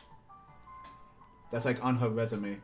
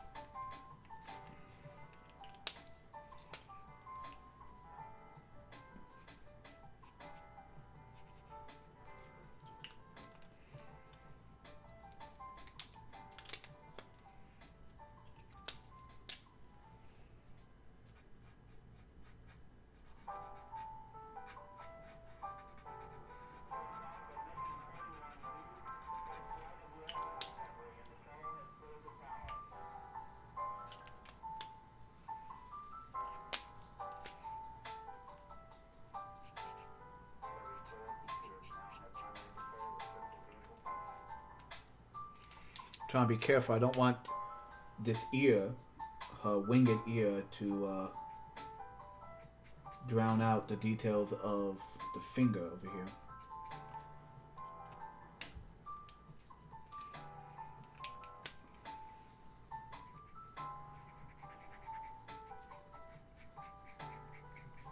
Okay.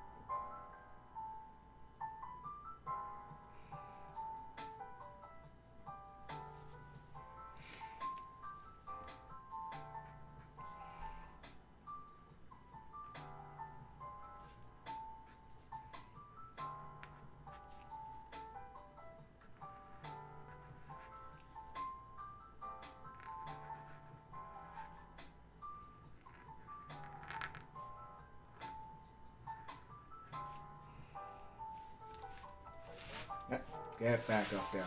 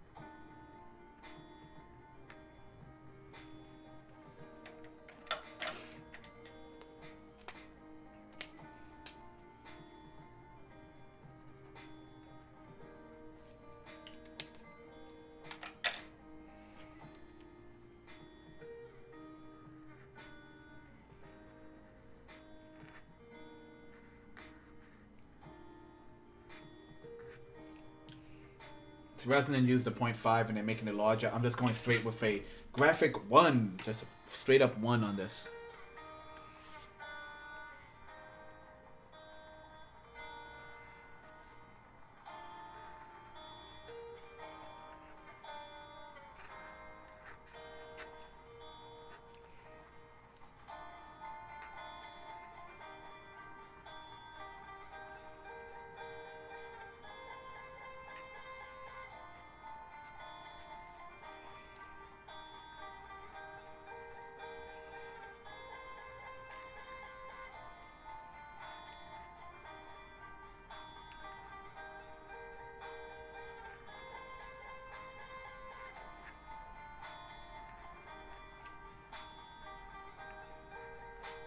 Bit of a color bleed there. Maybe we could find a way to fix that.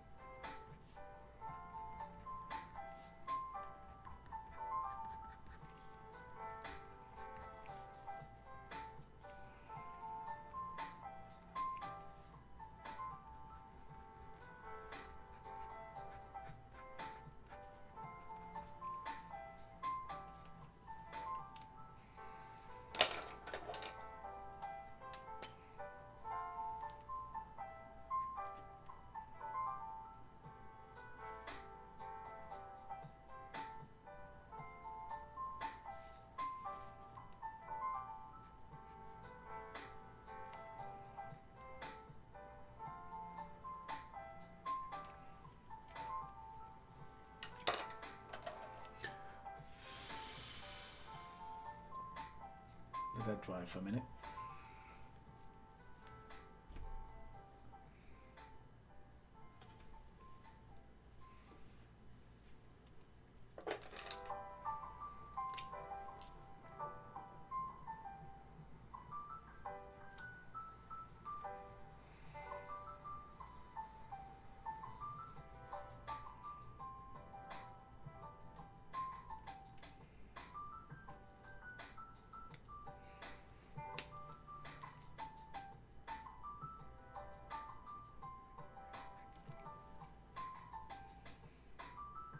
I'm always wondering how to draw her ear. Sometimes I'll do the little wiggly lines around it. Sometimes I'll do like here I'll just do like a little echo effect with just like basic lines and then like movement and lines. I don't know. I'm always struggling with how the hell to draw her wiggle, her sassy wiggle.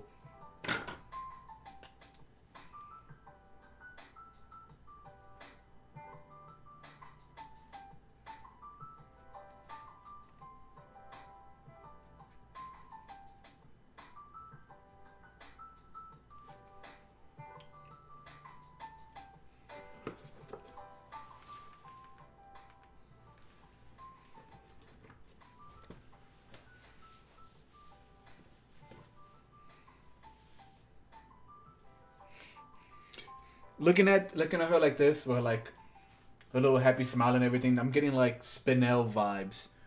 For anyone who's ever seen Steam Universe, you know who Spinel is. I'm just getting like happy-go-lucky vibes from this character. Okay, let me organize my. Let me see. That is it a 1 or a 5? That's like a 0.001. Organizing my pens here, guys. That goes there, that goes there, that goes there.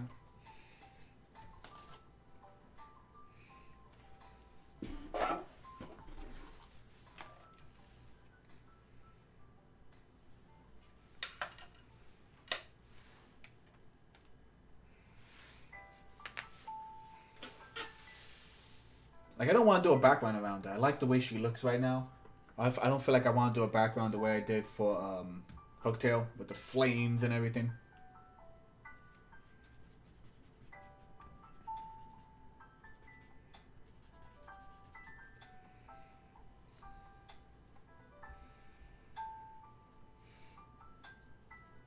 Like, I've thought about just doing the comic completely traditional.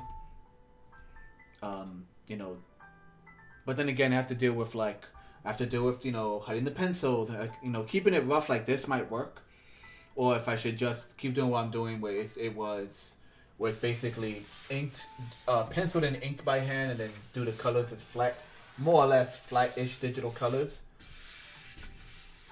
Then of course, colors cost a lot to print, so I don't know. And having a little bit of cross hatching, even in something that's not colored, like just having a cross hatching by itself definitely helps as well.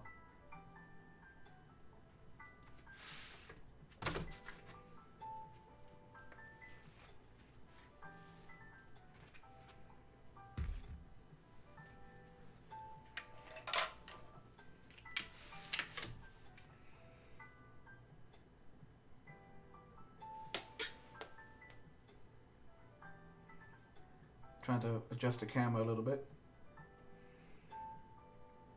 I guess we'll leave it like that.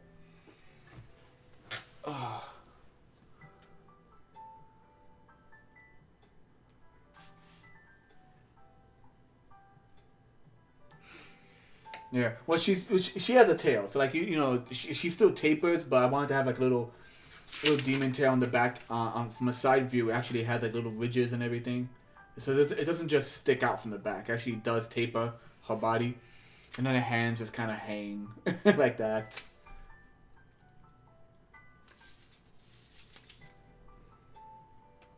Oh, forgot one little thing here.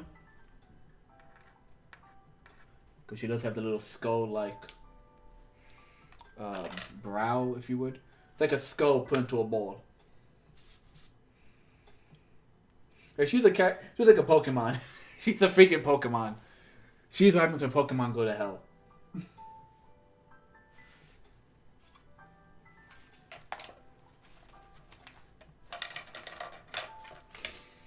Let me try something real quick.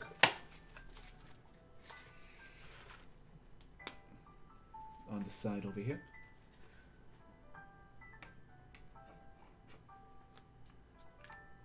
Is that how that works? Nah, you don't really see the outline, do you?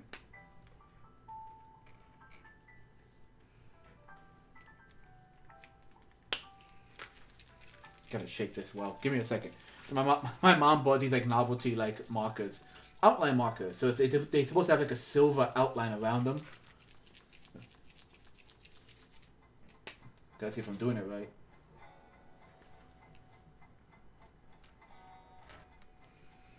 There you go. You know what? Give me a second.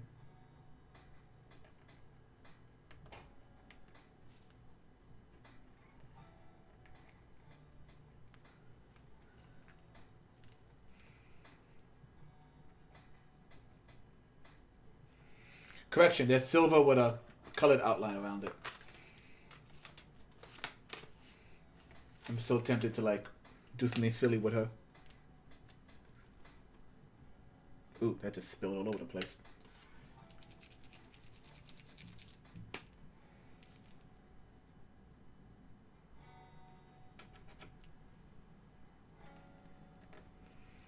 Nope. Stand by, guys. I'm just doing some testing on the side over here.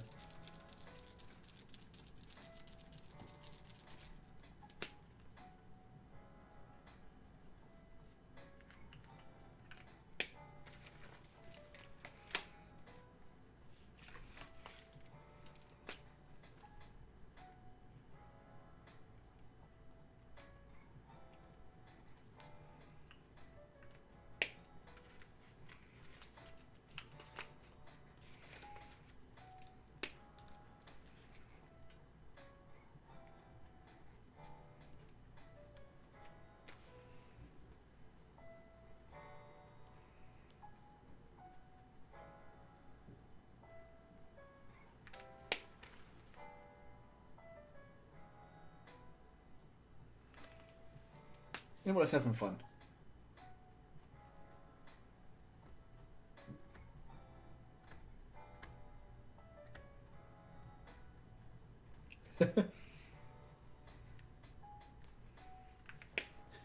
Little sparkly wink. Yeah, so the thing is, like, you shake these up, and the line itself is like a silver glitter, and the color is around it. So now she's winking at you. She got a little sparkly winkle at you. Let me see if I can zoom in on that a bit.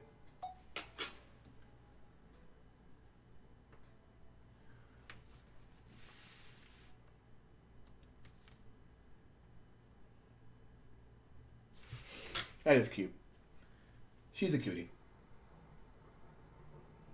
I think just calling her Christine for short, as opposed to like the full name Christina, also evokes like, what was that freaking car from like a Stephen King movie?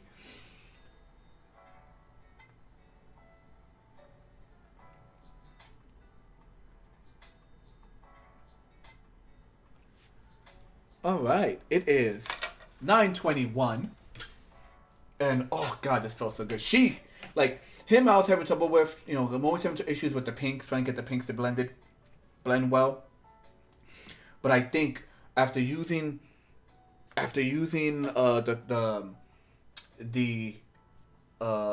Copic pink with the Prismacolor pink to get this blend over into purple, I think I could use those two pinks to blend him a lot better. And yeah, I think we got it. I think we got it, people. I think we got it. So that's gonna call it for today. Once again, sorry for missing my regular Sunday stream. But like I said, it gave me a chance to do a makeup. It gave me a chance to sit down and draw. And man, I gotta do more of these. I gotta just draw more of him and really get these characters out there. Just into the ether, into the world.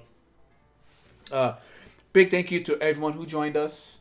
Thank you, Red. Thank you, Joe. Thank you, Marigold. Thank you very much. And to everyone else, you can, if you're watching this in the future, you're gonna be seeing it either on Twitch or over on my YouTube channel. And as always, all of my old streams are saved on YouTube. including a handful of Let's Plays performed by my intern. So check them out if you can. Check them out. And I think that'll be it. So once again, guys, I am Dante. Like, favorite, share, subscribe, and all that good stuff. And I'll see you in the future. Later.